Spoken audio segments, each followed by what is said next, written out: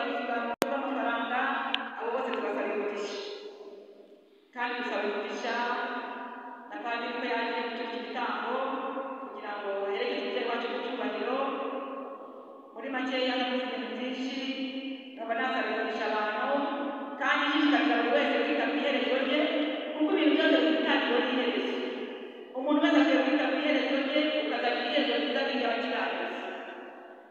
ntabwo ibingibi abantu ubwoba turi hano